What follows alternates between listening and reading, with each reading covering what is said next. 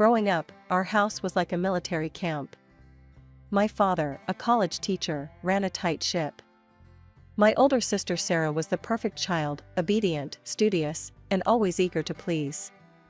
Me? I was the wild card, the one who always pushed the boundaries. "Carol, sit up straight," my father would bark during dinner. "A lady doesn't slouch." I'd roll my eyes and straighten my spine, only to slump down again the moment he looked away. It was a constant battle of wills. My mother, though less vocal, was equally strict. She'd purse her lips disapprovingly at my choice of clothes or friends. "What will the neighbors think?" was her constant refrain. Despite the suffocating atmosphere at home, I managed to carve out a bit of freedom for myself. I started dating Jake when I was 16. He was 19, in college, and everything my parents would disapprove of. We kept it secret, stealing moments together whenever we could. Life seemed to be looking up. I had plans to go to college, to finally escape the suffocating grip of my parents' expectations. But fate, it seems, had other plans. It was a few months after my 18th birthday when I started feeling sick in the mornings. At first, I brushed it off as stress from my upcoming exams. But as the days went by, a nagging suspicion began to grow. I still remember standing in the tiny bathroom of a gas station, staring at the little plastic stick in my trembling hands. 2 pink lines. Positive. I was pregnant. I spent the next few days in a daze, trying to figure out what to do. I knew I had to tell Jake, but every time I picked up the phone, my courage failed me. Finally, I couldn't put it off any longer. We met at our usual spot, a small park hidden away from prying eyes. Jake was all smiles when he saw me, but his face fell as soon as he noticed my expression. "Carol, what's wrong?" he asked, reaching for my hand. I pulled away, wrapping my arms around myself. "I'm pregnant," I blurted out. The silence that followed was deafening. Jake's face went through a range of emotions: shock, disbelief, and then, fear. "Are you sure?" he finally managed to say. I nodded, tears welling up in my eyes. I took 3 tests. They were all positive. Jake ran his hands through his hair, his eyes cold. "You need to get rid of it." "An abortion, Carol. It's the only way. We're too young for this. It would ruin both our lives." I couldn't believe what I was hearing.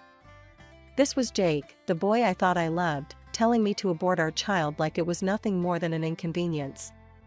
"Get out of my sight," I hissed, turning away from him. He left without another word, leaving me alone with my thoughts and the weight of the decision I now had to make. Telling my parents was even worse. I waited until after dinner, when my father was in his usual spot in the living room, reading the newspaper. My mother was knitting, and Sarah was there too, hovering in the background. "I have something to tell you," I said, my voice shaking. My father lowered his newspaper, eyeing me suspiciously. "What is it, Carol?" I took a deep breath. "I'm pregnant." The explosion that followed was worse than I could have imagined. My father's face turned an alarming shade of red as he yelled about shame and disappointment. My mother burst into tears, wailing about what the neighbors would think. Sarah just stood there, her face a mask of shock and disgust. "You will get an abortion," my father declared once he'd calmed down enough to speak coherently. "We'll find a discreet clinic. No one needs to know about this mistake." Despite my initial reluctance, the constant pressure from my family wore me down. A few days later, I found myself sitting in a sterile doctor's office, my mother and Sarah flanking me like prison guards. The doctor, a kind-faced woman in her 50s, reviewed my charts with a frown. She looked up at me, her eyes full of concern. "Carol, I need to inform you of something important," she said gently. "Given your medical history and certain risk factors, if you proceed with an abortion, there's a high likelihood that you may never be able to have children again." The words hit me like a ton of bricks. Never have children again? The choice suddenly became crystal clear. "No," I said, my voice stronger than I expected. "I'm not doing it. I'm keeping this baby." My mother gasped. Sarah rolled her eyes. But I stood firm. The drive home was tense and silent. As soon as we walked through the door, my father was there, expectant. "Well?" he demanded. "She wouldn't do it," my mother spat. "After everything we've done for her." My father's face contorted with rage. "You ungrateful little—" He cut himself off, taking a deep breath. When he spoke again, his voice was cold and final. "Get out," he said. "Pack your things and get out of this house. You're no daughter of mine. I won't have you embarrassing this family with your condition." My mother nodded in agreement, her eyes hard. "You heard your father. Go." Sarah just stood there, silent and judgmental. Tears streaming down my face, I ran to my room and threw some clothes into a bag. As I headed for the door, my father's voice stopped me one last time. "And don't think about coming back. As far as we're concerned, you're dead to us." The door slammed behind me, the sound final and devastating. I was alone, pregnant, and homeless. In desperation, I called the only person I thought might help, my Aunt Linda. She and Uncle Bob had always been the black sheep of the family, living in another state and rarely speaking to my parents. "Carol? What's wrong, sweetie?" Aunt Linda's voice was warm and concerned. Through tears, I explained everything. There was a long pause after I finished. "Where are you now?" she finally asked. "Outside our house. They kicked me out." Another pause. "Stay right there. We're coming to get you." The drive to Aunt Linda and Uncle Bob's house was long, but it gave me time to process everything that had happened. Their house was modest but welcoming. As soon as we arrived, Aunt Linda went into full mother hen mode, fussing over me and insisting I eat something. Uncle Bob carried my bag to the spare room, which would now be my room. "It's not much," he said, setting the bag down, "but it's yours for as long as you need it." I looked around the small, cozy room and felt a lump in my throat. "It's perfect," I whispered. The next few weeks were a whirlwind of doctor's appointments, discussions about my future, and adjusting to my new life. "We've been thinking," Aunt Linda said one evening over dinner. "We want to help you continue your education." I looked up from my plate, surprised. "What do you mean?" Uncle Bob leaned forward. "We've set aside some money over the years. We never had kids of our own, so we thought we'd use it to help you go to college." I was speechless.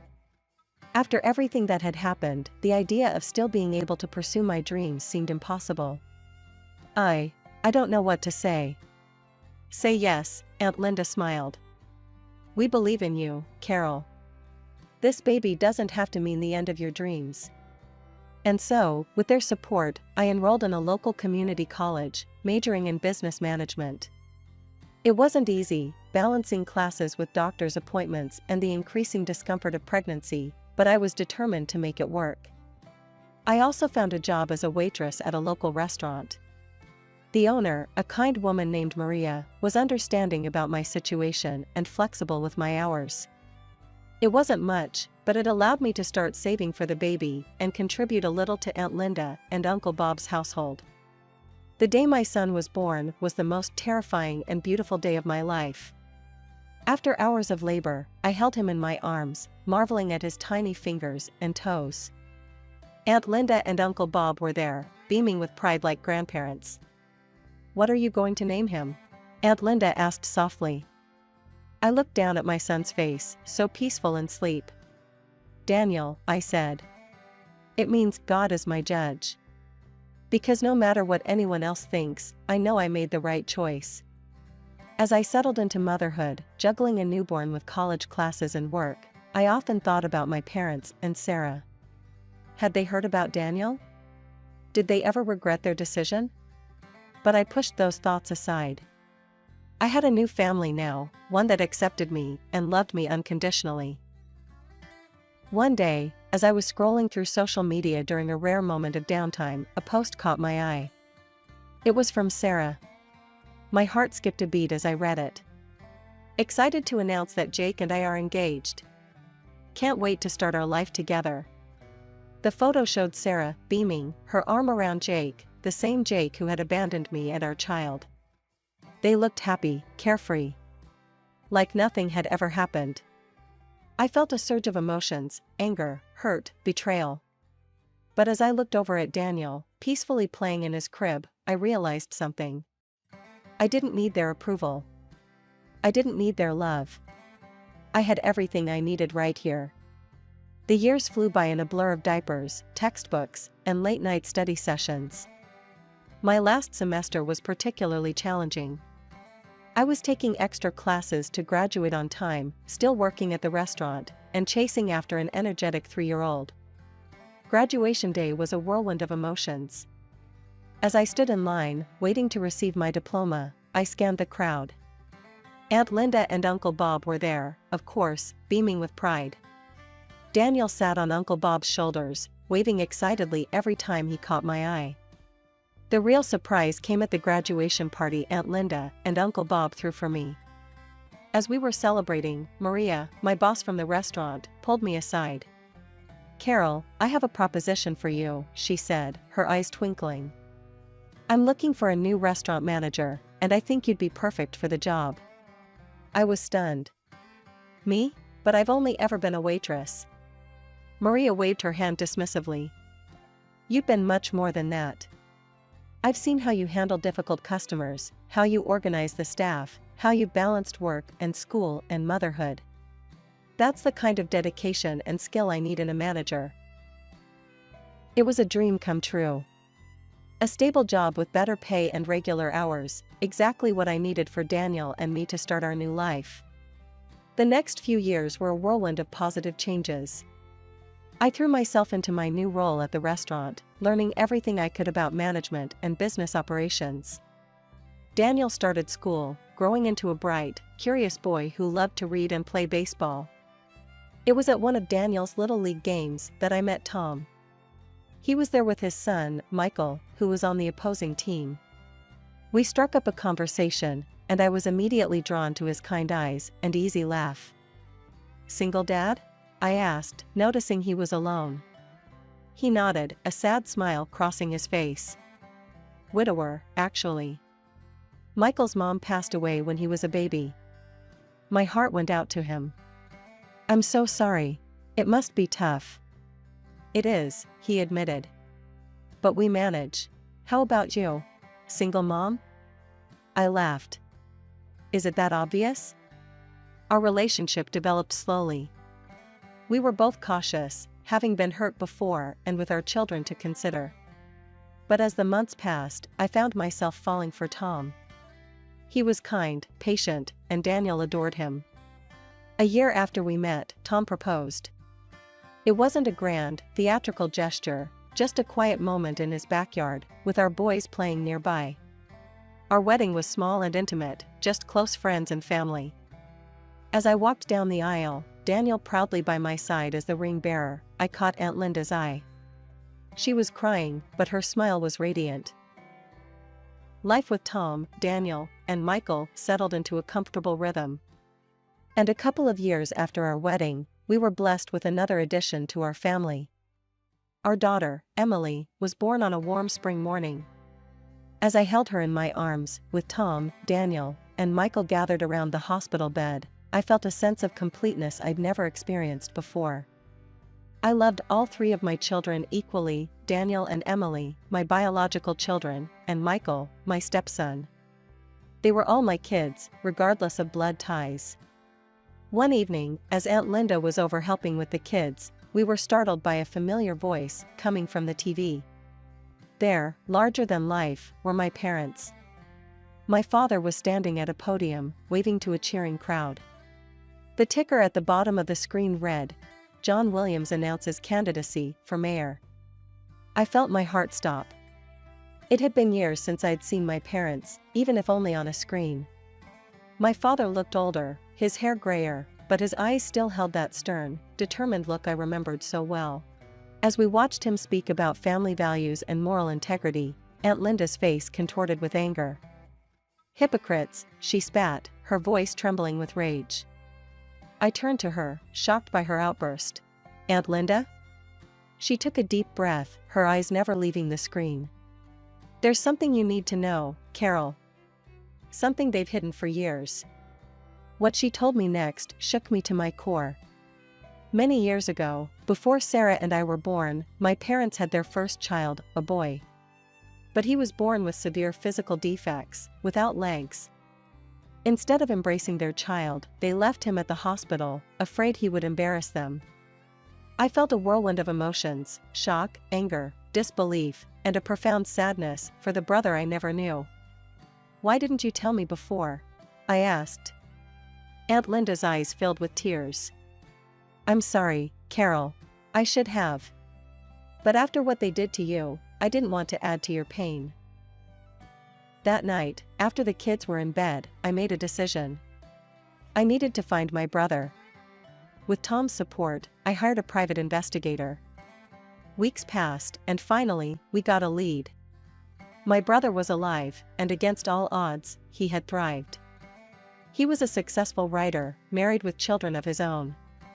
He had been adopted by a wealthy family who had given him every opportunity to succeed in life.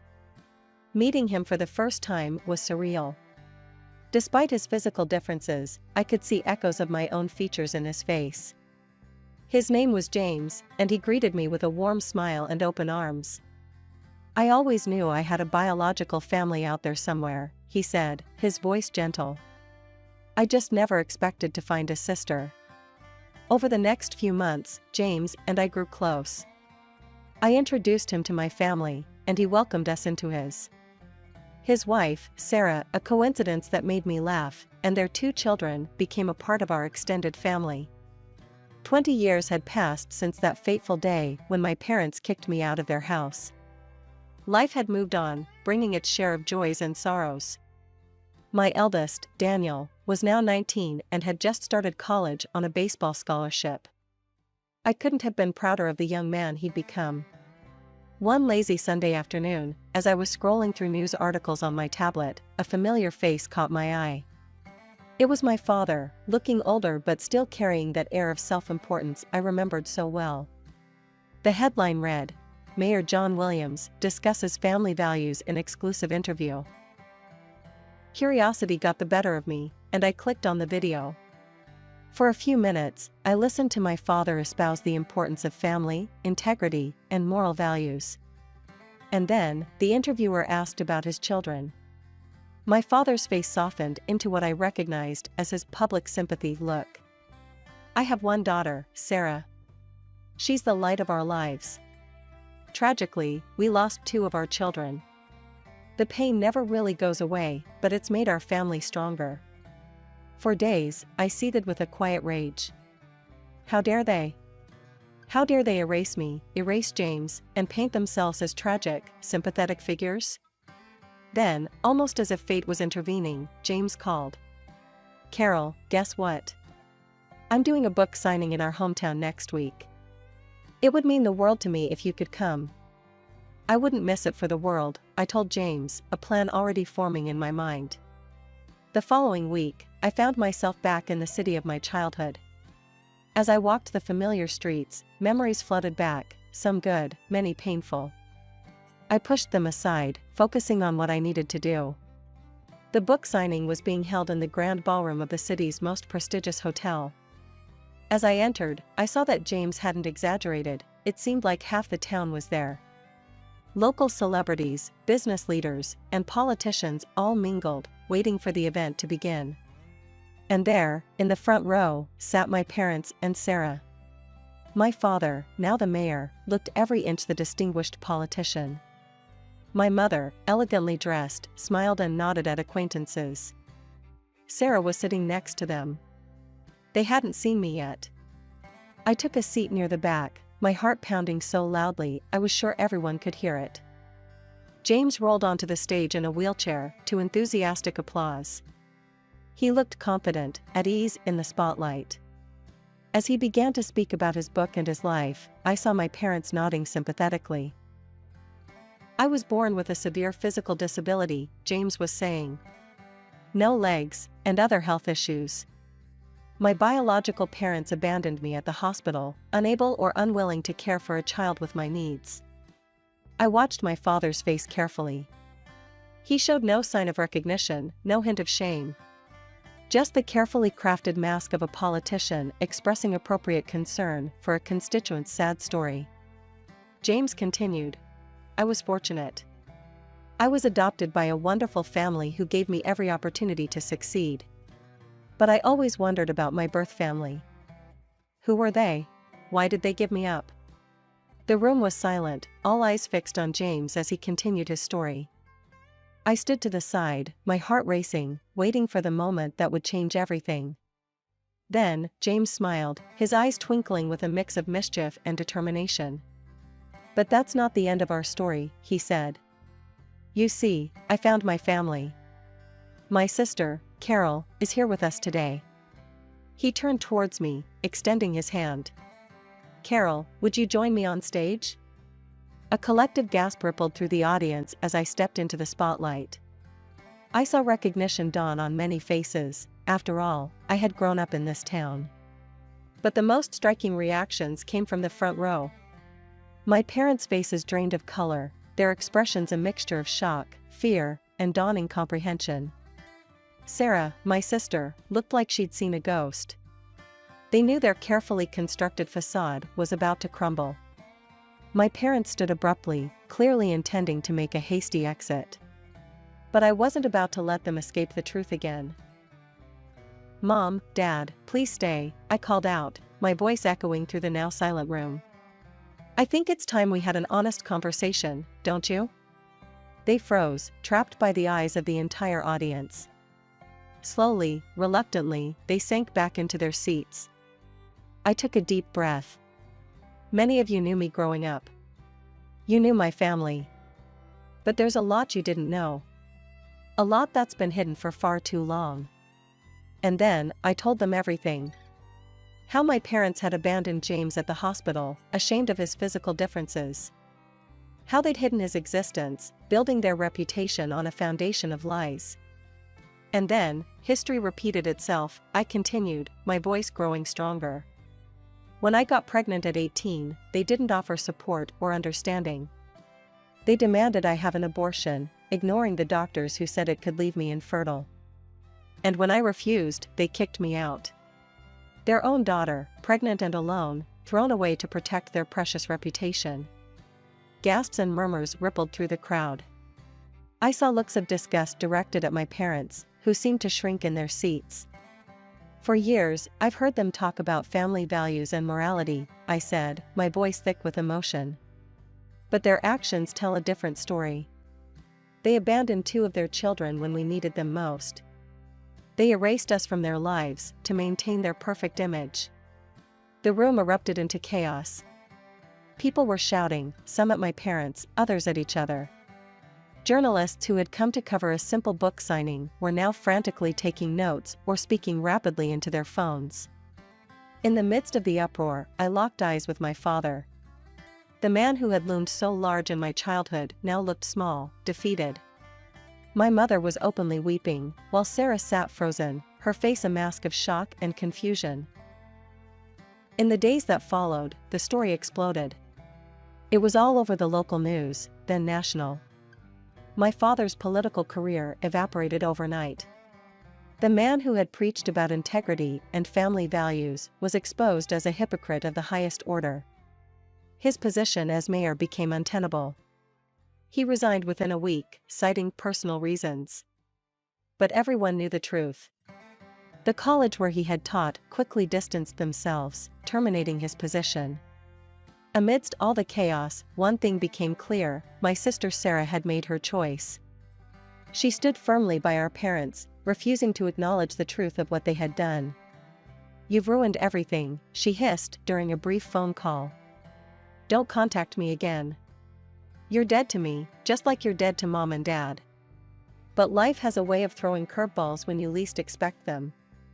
A few days later, I received a call from a number I hadn't seen in over 20 years. It was Jake, Sarah's husband, and the father of my eldest son. Carol? His voice was hesitant, almost sheepish. I've been thinking about us. About what happened. Sarah and we can't have children.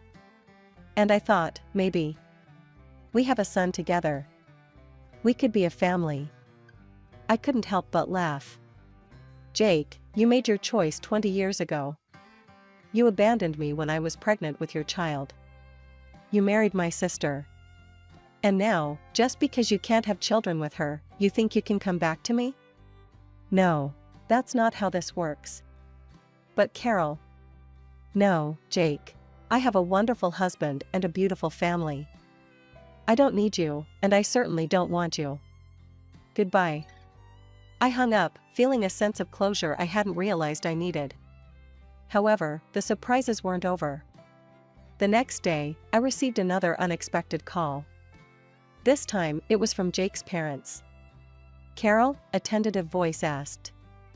This is Martha, Jake's mother. We just found out about Daniel. Is it true? Do we have a grandson? The conversation that followed was emotional and eye-opening. It turned out that Jake and my parents had told them I'd had an abortion and run away from home. They'd spent years believing their grandchild never existed. We'd like to meet him, Martha said, her voice trembling. If that's okay with you, of course. We understand if you don't want us in your lives. I thought about it for a moment. These people weren't responsible for Jake's actions or my parents' lies. They were victims of the deception too. Okay, I said finally. I'll talk to Daniel and see if he's open to meeting you. The meeting between Daniel and his paternal grandparents went surprisingly well. There were tears, hugs, and a lot of catching up to do. Daniel, always compassionate, welcomed them with open arms. In the months that followed, life settled into a new normal. James and his family became regular fixtures in our lives, filling our home with laughter and love. Aunt Linda and Uncle Bob doted on all the grandchildren, biological or not. As for my parents and Sarah, I heard snippets of news now and then. They'd moved away, trying to escape the scandal. Part of me felt sorry for them, but I knew I'd done the right thing in telling the truth.